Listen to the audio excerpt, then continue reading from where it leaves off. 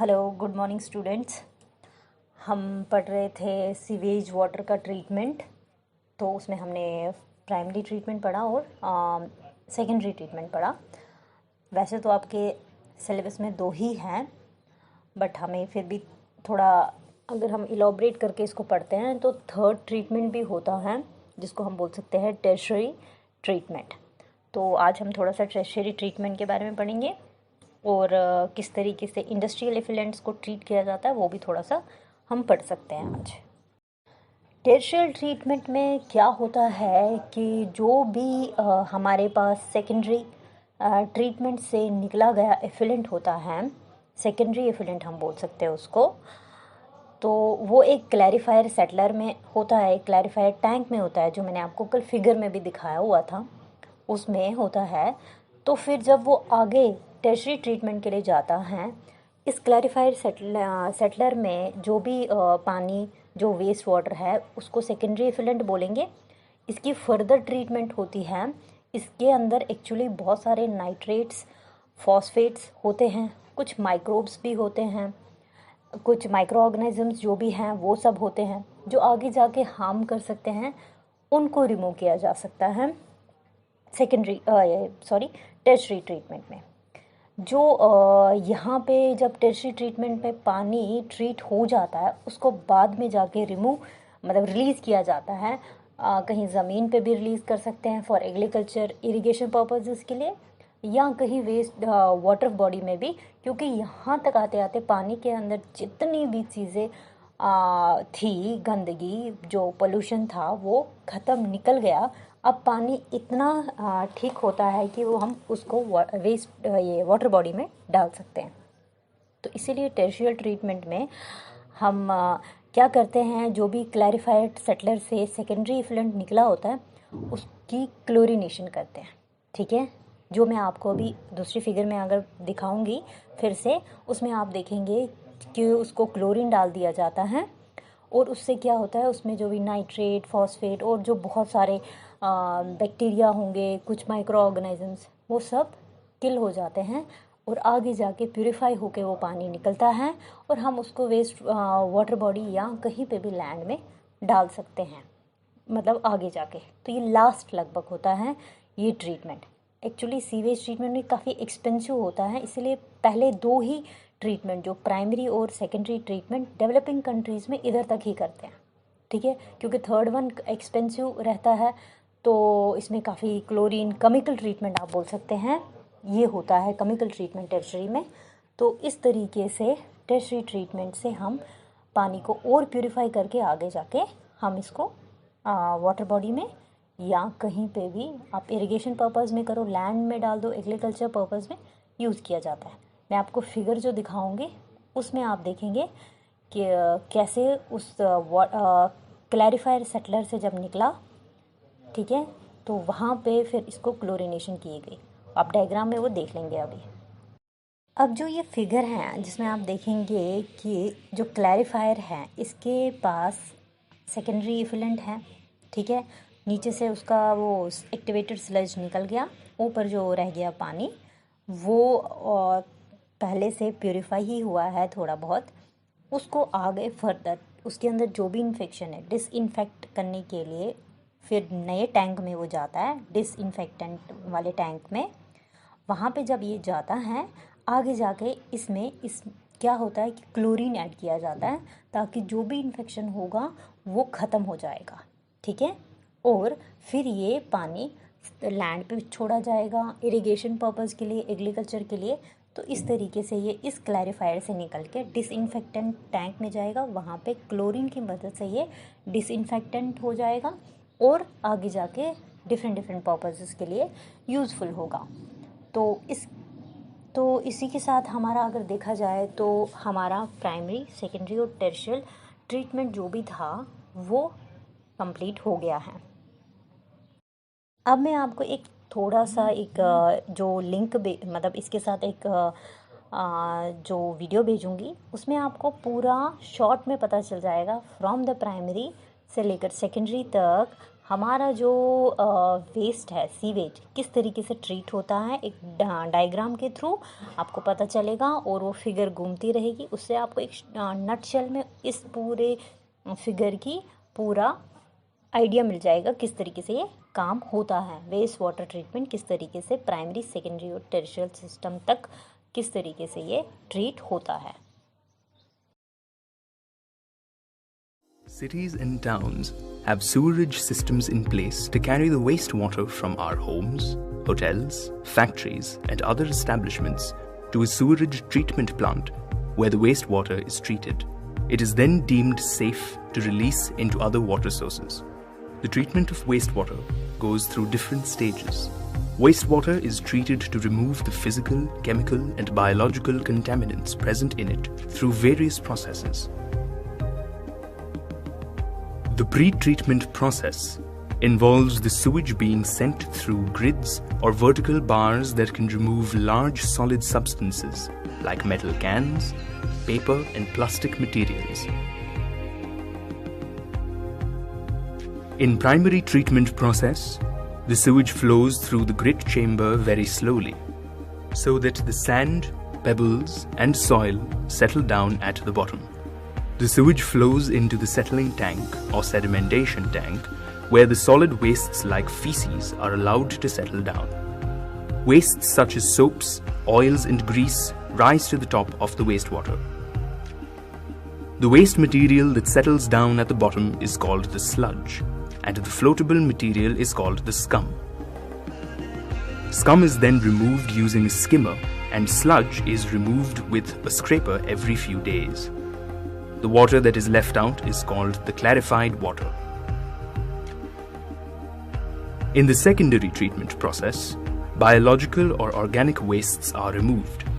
It is a biological process. This is done by transferring the clarified water into an aeration tank, where air blowers bubble air, which helps the aerobic bacteria to grow and feed on the organic contaminants such as food waste, feces, and other organisms. The mixture then flows from the aeration tank into the clarifier, where activated sludge settles out by gravity. The activated sludge so produced, along with the sludge produced in the primary process, is transferred to the digester, where it is decomposed by anaerobic bacteria. Biogas is produced in this process, which can be used as fuel or can be used to produce electricity. The activated sludge is then left in the sand drying beds. Some quantity of water in the activated sludge evaporates, and the remaining quantity drains through the sand beds. This leaves behind the remaining dried sludge, which can be used for making fertilizers or compost. In the tertiary treatment process, the leftover wastewater is treated with chlorine to remove the phosphorus compounds, nitrogen compounds, and bacteria. It is a chemical process. Chlorine tablets are added to kill the germs. This process is called chlorination. Then this water is let off into the water bodies.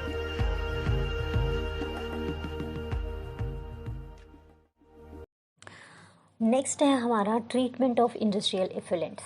अभी तक हम sewage इफिलेंट के treatment के लिए पढ़ रहे थे। To some extent ये भी वैसा ही है। इंडस्ट्री से जो इफिलेंट निकलते हैं, काफ़ी हार्मफुल केमिकल्स और काफ़ी हीटेड वाटर निकलता है उधर से, उसको भी ट्रीट करने के लिए यही चीज़ें लगभग होती हैं।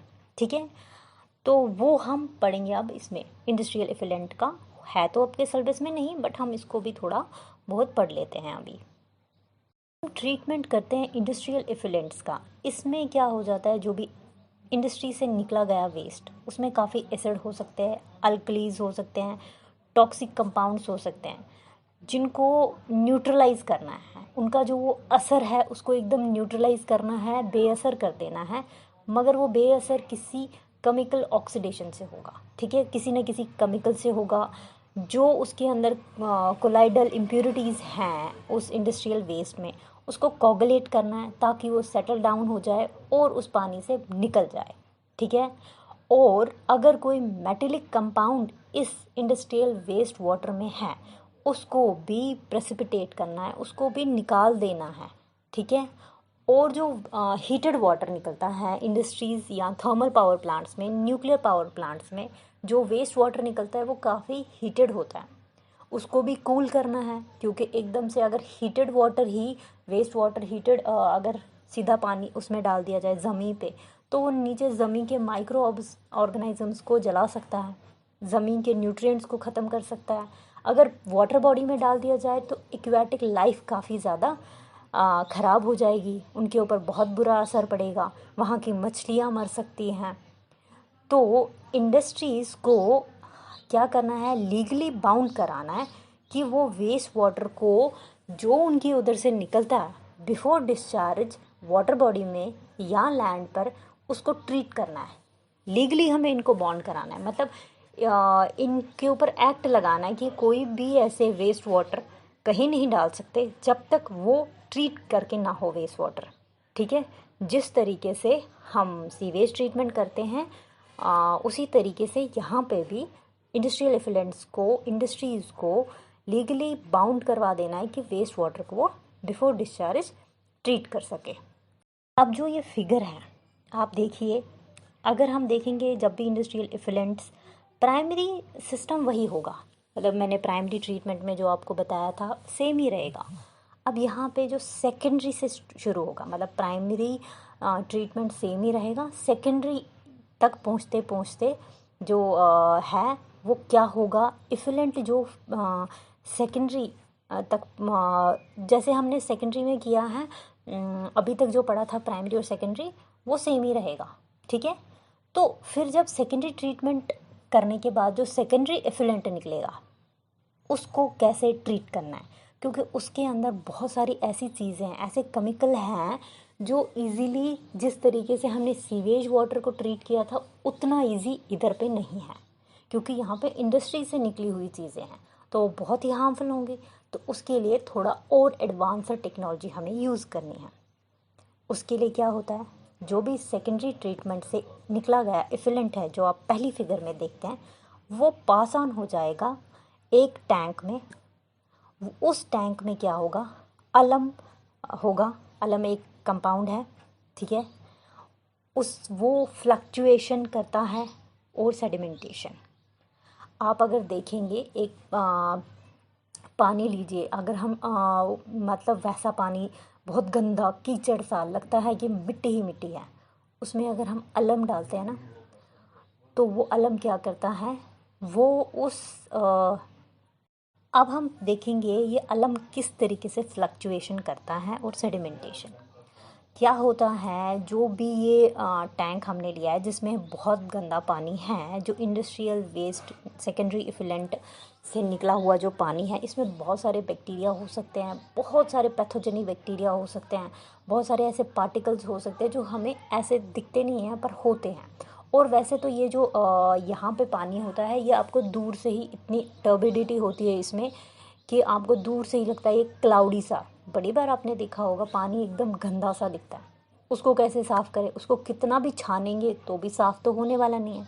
अब यहाँ पे क्या किया जाता है, ये जो एक्चुअली पार्टिकल्स इस पानी में होते हैं ना, ये in the form of colloids, जो इस पानी के अंदर सस्पेंड हुए होते हैं, कोलाइडल फॉर्म में, कोलाइडल सोल्यूशन होते हैं। तो इसको मगर निकाल कैसे देंगे, अगर हम कितनी भी छानी यूज़ करें ये फ़िल्टर हो ही नहीं पाते हैं, ये उसके साथ ही निकलते हैं। अब यहाँ अलम यूज़ किया जाता है, वो कंपाउंड होता है Al2SO4 3, वो कंपाउंड डाल दिया जाता है इस टैंकर में और उसको धीरे धीरे स्टाइलिंग की जाती है। फिर उसके बाद क्या होता है, कुछ टाइम के बाद ये जो अलम है इस पानी के अंदर जितना भी गंदा होगा, जितने भी कोलाइडल पार्टिकल्स होंगे, जितने भी बैक्टीरिया होंगे, वो चिपकने लगेंगे, मतलब वो एक दूसरे के साथ कोगुलेट हो जाएंगे, चिपकेंगे, और जितना चिपकेंगे एक हैवी सा बड़ा सा बनाएंगे वो, ठीक है। पहले ये छोटे छोटे पार्टिकल्स इधर उधर घूम रहे थे पानी में, तो अगर आप कभी क्लियरली देखेंगे पानी में बहुत सारे छोटे छोटे पार्टिकल्स घूम रहे होते हैं, तो ये उनको इकट्ठे कर देता है अलम और धीरे धीरे धीरे नीचे सेटल डाउन करता है, सेडिमेंटेशन करता है उनकी।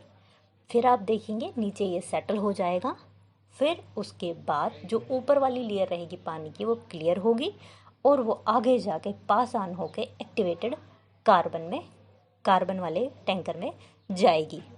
ठीक है।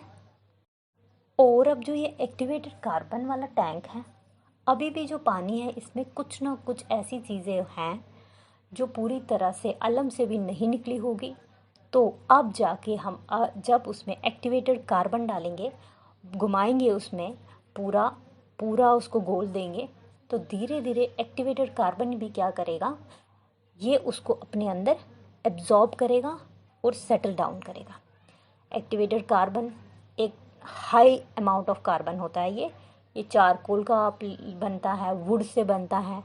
इसमें एबिलिटी होती है कि ये किसी भी सस्पेंडेड पार्टिकल जो भी इसमें वाटर में होगा, ये उसको अपने साथ मिला के सेटल डाउन करेगा। ठीक है। तो मतलब अगर और कुछ भी बचा होगा, एक्टिवेटेड कार्बन उसको निकाल देगा। फिर इसके बाद आता है डिसैलिनेशन वाला टैंक।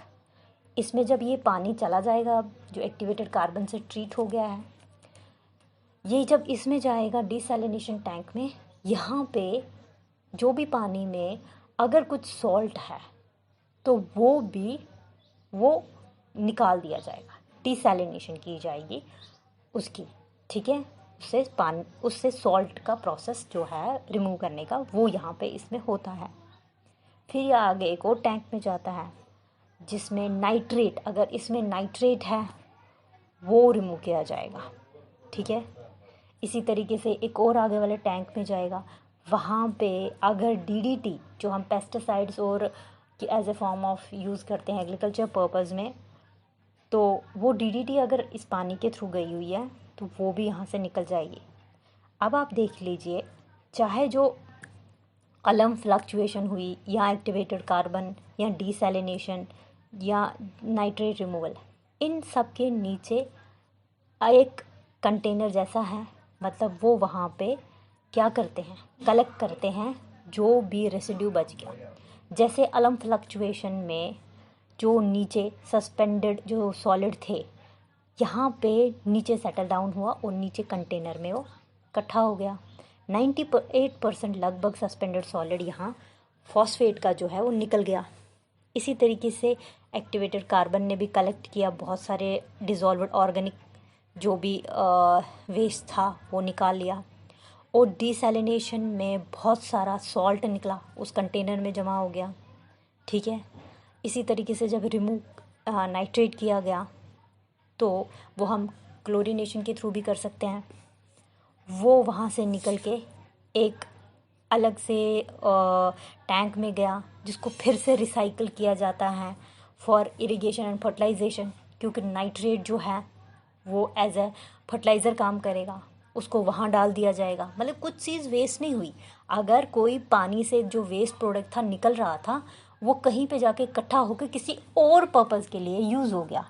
ठीक है।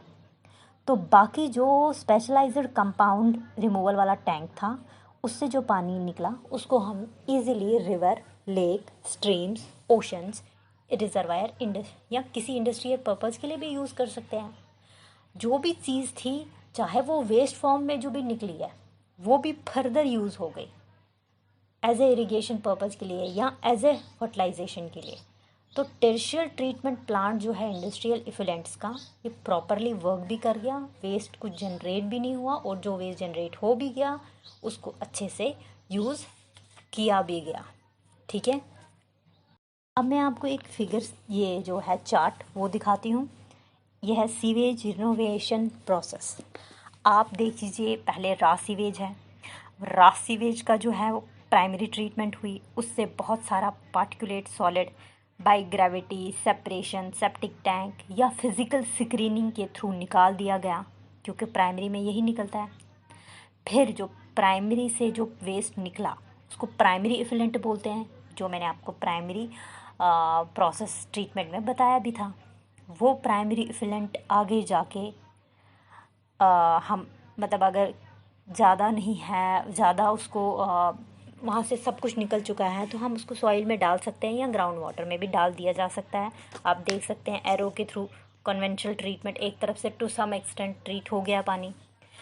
फिर यही प्राइमरी ट्रीटमेंट को सेकेंडरी ट्रीटमेंट के लिए भी आगे भेज दिया जाता है। सेकेंडरी ट्रीटमेंट जब करते हैं तो वहाँ पे बायोलॉजिकल और एरोबिक ऑर्गेनिजम्स यूज़ किए जाते हैं, जिसकी वजह से वो वहाँ पे ऑर्गेनिक कंपाउंड्स को डिग्रेड करते हैं और रिड्यूस कर देते हैं इसके अंदर जो भी वेस्ट था। फिर जो यहाँ से इफिलेंट निकलता है ये सेकेंडरी इफिलेंट है।